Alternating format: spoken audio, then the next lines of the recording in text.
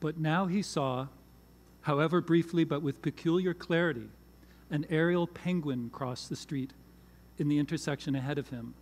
Something wholly penguin-shaped, apparently 4 or 5 feet long from beak tip to trailing feet, and made, it seemed, of mercury. A penguin wrapped in fluid mirror, reflecting a bit of neon from the street below, swimming, moving as a penguin moves underwater but through the Latin Quarter air at just above the height of second-story windows, moving down the center of the street that crossed the one he walked on, so that it was revealed only as it crossed the intersection, swimming, propelling itself in a gracefully determined but efficient fashion with its quicksilver flippers. Then a bicycle crossed the street, going in the opposite direction. "Did you see that?" Milgram asked the cyclist.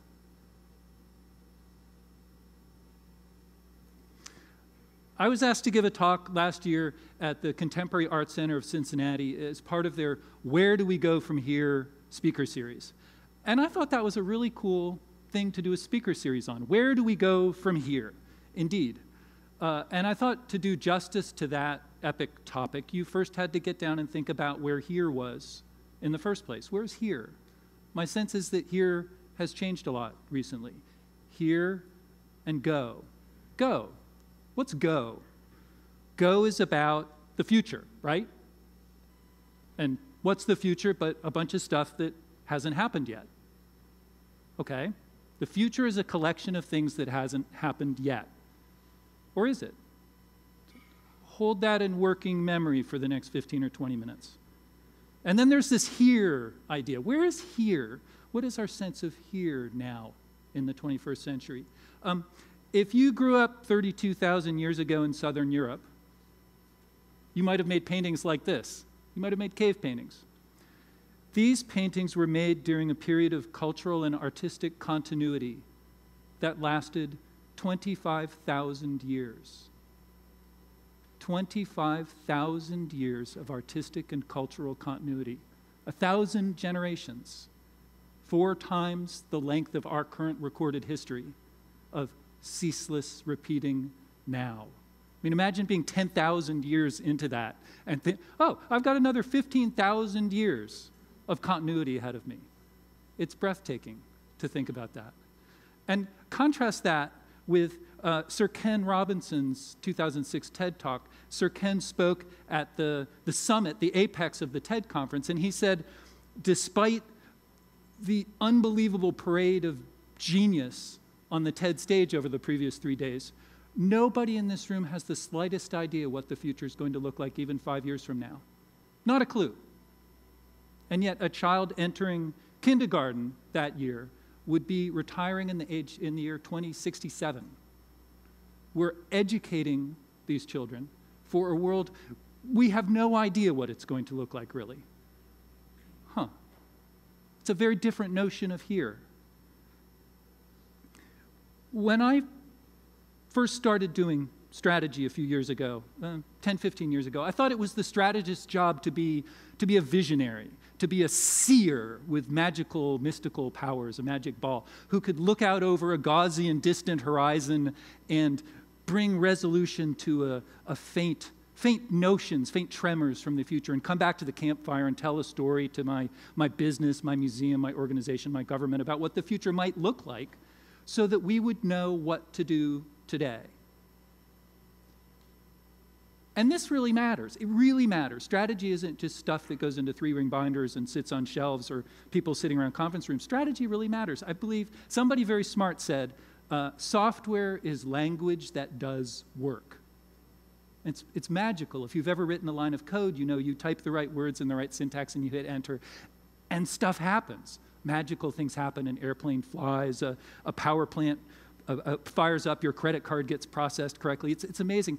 I think strategy is the same way. Strategy is a pragmatic language. It's a set of tools, hopefully sharp tools, that we use to tell a story about the future, a shared story that helps us understand what it's going to feel like to work and live in our families, our cities, our education, our lifelong learning journeys, as the Smithsonian secretary likes to say, to help us know what that's going to feel like every day, to guide us, to help us learn what to do and what not to do frankly. So strategy is language that does work. But this here and now thing is kind of a challenge. Here and go. 1997, it's around when I started doing new media strategy, and the future seemed like it was a far, far, far away place then. This is a stack of US robotics dial-up modems. Anyone ever use one of these? A dial-up modem? You get on the internet with a dial-up. Remember that? Remember how horrible it was? Oh my God. It was terrible. You had this hot, noisy thing sitting on your desk that plugged into your phone line, for heaven's sake, and it never worked correctly. It made a lot of noise. It was slow. You were on tech support, editing baud rate files. What's a baud? I still don't know what a baud rate was. It was a terrible practical experience. The future seemed like it was a really long way away because the present moment of using this trailblazing technology was so awful. Another example, this is the first digital camera I ever held in my hand, an Apple QuickTake. It stored an astonishing 8 photographs at 640 by 480 resolution with no zoom and no preview and no focus. My 87-year-old mother's cell phone has 20 times the power of this thing. How many photos are there on Flickr now? 9 billion? Imagine taking 9 billion photos at 640 by 480 with no preview and no zoom and no focus. There isn't a bottle of Maalox big enough to start out on that trek. And we knew the future was going to come. We hoped and begged and prayed it would come, and we hoped that it would unlock all kinds of new potential in us because the present-day experience of using these marvels was so incredibly painful. Remember GeoCities? Anyone use GeoCities? That was cool. I mean, that was kind of cool. You could make websites without being a total geek. But didn't you hope it would get better? Especially if you were uploading your photos, your 640 by 480 photos over your US robotics dial-up modem, you really hoped the whole thing would get better. And with an astonishing amount of imagination, you could probably stand there like the visionary strategist and imagine where it might lead, maybe. But it was a long way away, clearly, back in 1997. Remember Windows 97? Remember this? The blue screen of death. If you're not old enough to know this, apparently you would be working on your computer every once in a while, and then you'd get a screen that looked like that, full of binary digits, and there's nothing you could do. You would just pull the plug and reboot the blue. And in researching this talk, I found whole photo galleries paying tribute to the beloved blue screen of death. This guy's like that picture of a blue screen of death over a salad bar. These poor guys, blue screen in the middle of their rock performance, above the subway station in New York City on a gas pump. It goes on and on and on like this. This guy got a blue screen of death tattoo. I mean, imagine what the psychic scar that the blue screen of death left on this poor guy to sit in the tattooist chair for a week to get that tattoo. But I digress. The point I'm trying to make is that in 1997, in the 20th century, the future seemed like it was a long way away. We had time to work. We had time to work and plan. And the tool that we used in business parlance to do that planning was called strategy. That was the tool you used to bridge the gap between here and go. And it looked a lot like this. Strategy looked a lot like this. Because I'm at the Smithsonian Institution and I do web and new media strategy, I get invited to a lot of strategic planning workshops. And they all follow the basic, same kind of kabuki ritual practice. This isn't a workshop I was at. I got this picture off of Flickr. But many of them follow the same template. There's someone at the front, at the outside expert, holding forth, and a bunch of people in good suits without ties for the strategy workshop day are sitting there. And we're talking about the future. We're talking about digital strategy, and we're talking about, again, this far distant horizon of the future. And we've got to do stuff, because, right, it's about doing. Strategy is about doing. And we must. And then as the conversation's unfolding, and we're starting to transition from thinking big ideas to what are we going to do tomorrow, we gradually tamper these ideas down into the familiar pace and rhythm of the 20th century. We're going to have a committee. I'm going to be on this committee. It's going to meet for a year, once a week, once a month. We're going to circulate Word documents. And in a year or two, we're going to come up with the recommendation. Fine. I mean, I'm getting an ulcer just thinking about that process. But what we're basically doing, most of us were trained in the business rhythms of the 20th century, and the idiom we knew was the broadcast idiom. We, the smart people, inside the hollowed halls of the institutions, think up the future, we manufacture it ourselves, and we deliver it down a one-way pipe to the passive and grateful audience, the inhabitants of your city, the visitors of your museum, the users of your government services. Let me give you an example of how this works. This is from a real museum strategy workshop I was at. The goal of this museum, and I've carefully obfuscated the goal of this museum so you won't be able to figure it out, but it's somewhere in the Northern Hemisphere. The goal of this museum was to become the preeminent place for engagement and dialogue about national identity and accomplishment and the experience of citizens. That's an awesome goal. That's a civic institution worth supporting. And the proposed initiative we were discussing, we were crafting to reach that goal was build an online collection of 10 million portraits of citizens and their stories, created and uploaded without official curation by members of the public. Wow, this sounds interesting. Build a community around this initiative to fuel engagement with national history, biography, and artistic creativity. That sounds awesome. 10 million portraits of citizens without official curation? This is interesting. After 90 minutes of workshopping and post-it notes and breakout groups and reporting, this is the initiative we defined and came up with.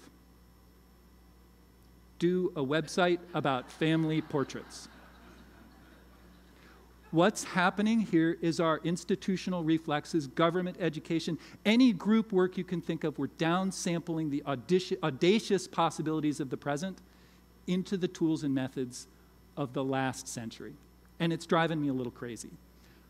And I think the physics of the 20th century breaks because of three new rules of physics. In the 20th century, we looked up, we expected to see an organizational star transiting the horizon there, and now all of a sudden in the 21st century, it's not where we thought it was, and it's because of this new math.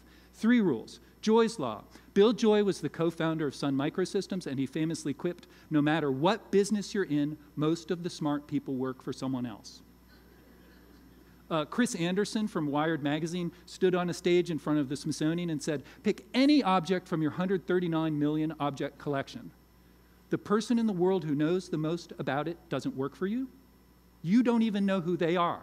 You can't find them, but they can find you. Joy's law.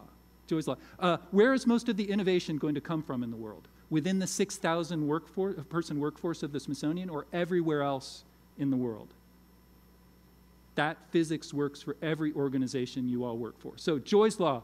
Cognitive surplus. Clay Shirky figured out that among the internet-connected, educated citizens of the world, there are approximately 1 trillion hours of free time every year that can be used for some higher purpose. 1 trillion hours. Americans spend approximately 240 billion of those hours every year watching television. Clay describes the design patterns you can use to make your cities, your education systems, your lifelong learning, your civic responsibilities happen better, faster, at bigger scale using this cognitive surplus. The last of these three rules is from a hero of mine, Kathy Sierra, who's a thought leader in social media. Kathy tweeted in 2009, I'm your user. I'm supposed to be the protagonist. I'm on a hero's journey. Your company, your city, your museum, your business should be the mentor, helpful sidekick, not an orc. Of course, the orcs are the bad guys from Tolkien's trilogy. So these are not new ideas anymore.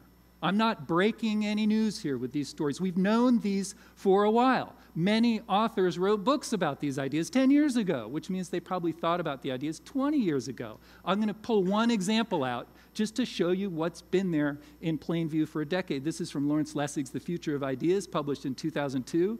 The open and neutral platform of the internet has spurred hundreds of companies to develop new ways for individuals to interact. Groups form easily to discuss any issue imaginable.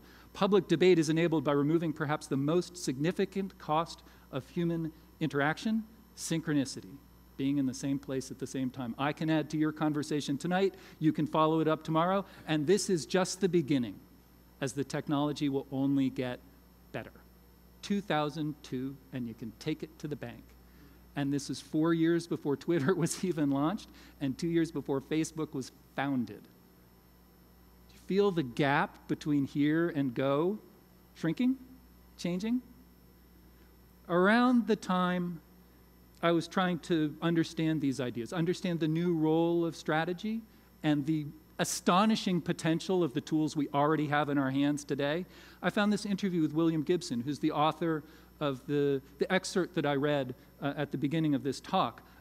Gibson's a pretty deep thinker about the future and change, and he said in this interview, I think that when I was first reading science fiction in the late 1950s, the consensual now was 3 or 4 years long. And with 3 or 4 years of relatively unchanging now, a writer of science fiction had the space in which to erect something. With that long a now, you could build a relatively big structure. Think about that committee happening for 2 years. Before that now hauled itself into the future and made your big structure obsolete. But today now can feel like a news cycle. It's like the now is too narrow to allow for that big a construct. We have too many wild cards in play with regard to our future to casually erect believable futures beyond a few years. And this is when I found out that those penguins are real.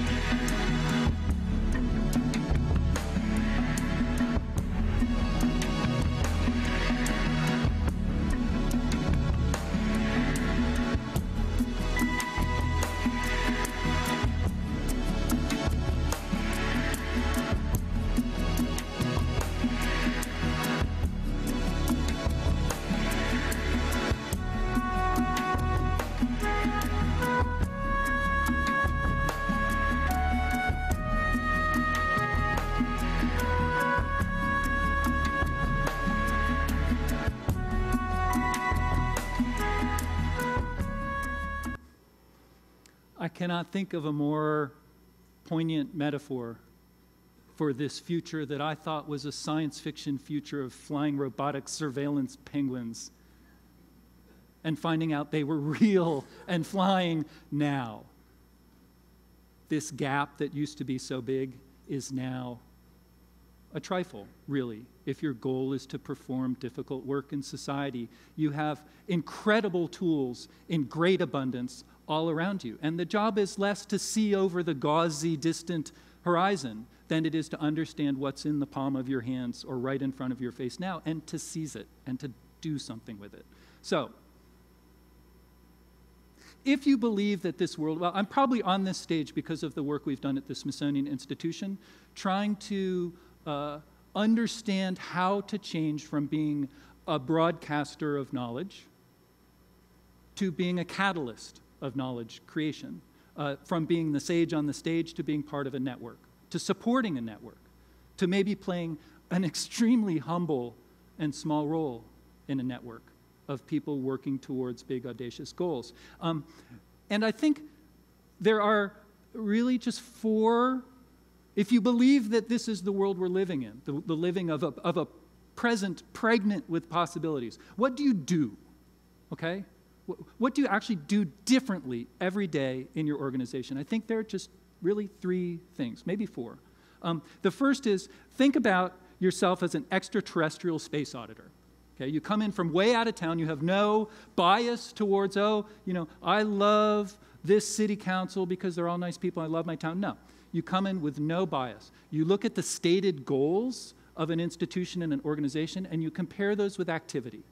What kinds of meetings would you expect to see? Where's the budget go? Where's hiring and firing? Who's coming and going? Is there a sense of urgency, the way John Cotter talks about it, real urgency about doing good things, doing work that matters? An example of this I like from Scott Berkin's The Myths of Innovation is, Scott says the British Navy, at the peak of their dominance in the 17th century, took 150 years to adopt a proven remedy for scurvy. 150 years? An extraterrestrial space auditor would have spotted that disconnect between having a fit and active workforce and having them die all over the globe of scurvy a lot faster than 150 years. And I bet that those same disconnects are present in almost every organization represented in this room. So think of yourself as an extraterrestrial space auditor. Think very impartially, very objectively about your mission, and see if the activity within your organization lines up with that, and do that every day. Second rule, on-ramps and loading docks. If you believe that your job is to catalyze effective action in the world, you don't need to build manufacturing plants as much as you need to build, to nurture, to create work habits that let you move ideas and people and resources in and out of your central nervous system very quickly. It's a very different way of thinking about deploying resources. Sometimes organizations that want to move forward just have a very hard time even bringing on an intern, getting them to their security clearance, finding a phone or a desk, allowing someone outside your firewall to get access to your data. Those types of activities need much more focus to build on-ramps and loading docks. Next, third of three, edge to core. If you believe that most of the innovation necessary in your fields, in your disciplines, is going to happen outside your organizational walls, you need to develop the work habits to be constantly scanning the horizon for the innovations and successes you need to succeed and that you need to amplify and help outside your institutions. You need to identify them, and you need to understand, figure out the ones you need to bring into your organization to scale, to protect, maybe to relieve the edge innovators of the withering responsibility of maintaining apps and programs, and so they can move on to the next thing. It's an edge-to-core innovation model. And the edges, the border habitats, are by far the most interesting places in nature. And finally, focus on the mission. A lot of people will say, stand on a stage and say, yeah, focus on the mission. Yeah, focus on the mission. But what does that really mean? I work with a lot of organizations that are paralyzed with decision-making at this moment. Do we invest in bricks and mortar or digital? Where do we find the money for digital? What do we do? Do we have a social network? I've had the privilege of doing a little work with the National World War II Memorial Museum in New Orleans, Louisiana. I'm paraphrasing here, but their director says, Michael, every day a World War II survivor is in our lobby in tears because their children, their grandchildren don't know anything about that war. Don't know a thing. 60 million people died in World War II, and they don't know a thing. And they beg us, they beg that museum to help the world remember. This group of individuals is very focused on reaching that outcome. And they don't mess around. They're not paralyzed with decision-making because they understand the outcome they want to have in society.